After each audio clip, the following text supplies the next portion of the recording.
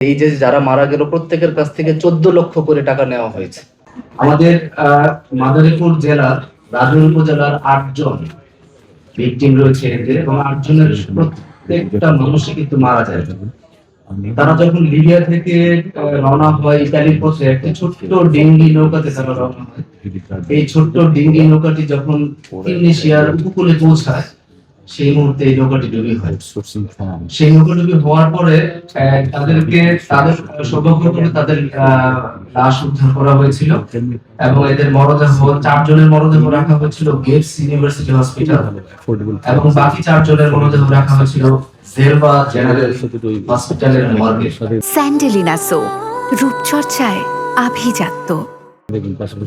আপনারা জানেন যে যখন আমাদের বাংলাদেশি কেউ মারা যায়, তখন দেশের বাইরে থেকে সেই মরদেহ আমাদের কালেক্ট করা, যেহেতু 302 মামলা হয়, সেহেতু এটার অনেক বড় একটা প্রসেস থাকে। সেই আমরা চেষ্টা করেছি যে এই মরদেহগুলি কিভাবে আমরা দেশে নিয়ে আসতে পারি। প্রথমে আমাদের কাজ ছিল এই ভিকটিমের মরদেহ আমাদের দেশে কিভাবে নিয়ে আসা যায়। তো সেই প্রক্রিয়া আমরা এই প্রত্যেকটি মরদেহ কিন্তু দেশে এনেছি, এবং দেশে এনে তাদের পরিবারের কাছে পৌঁছে দেওয়া হয়েছে। তারই অংশ হিসেবে আমরা এবার নেমে পড়েছিলাম যে আসামি যারা আছে আমাদের এখানে, যারা এই 8 জনকে পাঠিয়েছিল, তাদেরকে আমাদের বাংলাদেশ এন্ডে যারা কাজ করেছিল তাদেরকে ধরার জন্য।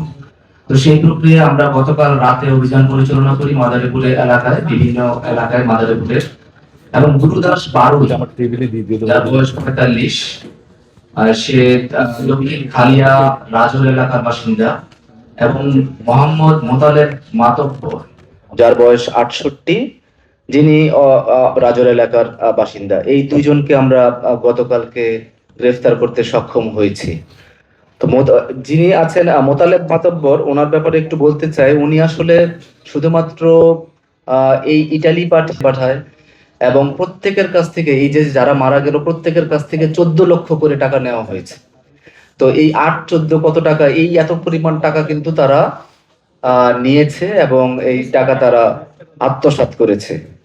এই মোতালেব মাতব্বর পরবর্তীতে আমরা যখন তার আরো ডিটেলস খুঁজি, তখন দেখি যে তার বিরুদ্ধে সন্ত্রাস বিরোধী আইনে পর্যন্ত মামলা আছে, মানব পাচার মামলা সহ সন্ত্রাস বিরোধী আইনে মামলা আছে। এরকম হিনিয়াস অপরাধী যারা মানব পাচারের সাথে জড়িত, যারা এই ধরনের যারা, তাদেরকে আমরা আইনের আওতায় আনতে বদ্ধপরিকর। আচ্ছা, আমি ওর সাথে একটু সাপ্লিমেন্ট করি। আপনারা বিবিসির এই প্রতিবেদনে দেখেছিলেন যে ডেসপারেট জার্নি, অসংখ্য লোক কিন্তু, আমি ইটালিতে 2 বছর ইউএন একটা জবে ছিলাম, একটা ভিজিটেড 2-3 ক্যাম্প আর কি, অসহায় অবস্থা, যে মানুষজন মৃত্যু থেকে বেঁচে আসে, এবং ওরা এত ডেসপারেট হয় যে কিছুদিন আগেও দেখেছেন শট ডাউন করা হয়েছে, কিন্তু চিৎকার চেঁচামেচি করেছে, এই রাবারের নৌকা থেকে কিন্তু গুলি করে মেরে ফেলে দেয়। আমরা চেষ্টা করছি তাদেরকে, যারা যারা এই নষ্ট খেলার সাথে জড়িত, সিআইডি আমরা দৃঢ় প্রতিজ্ঞাবদ্ধ, আমরা কিন্তু বিভিন্নভাবে কাজ করছি।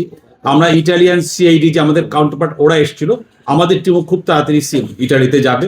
আমরা কিন্তু একটা টিম ঘুরে আসছে, কিন্তু আমরা এই রুট কজগুলো বের করার চেষ্টা করছি, যে কিভাবে কার মাধ্যমে যে তারা যত শক্তিশালী হোক, এই জিনিসগুলোকে আমরা আনার্ট করবো ইনশাল্লাহ।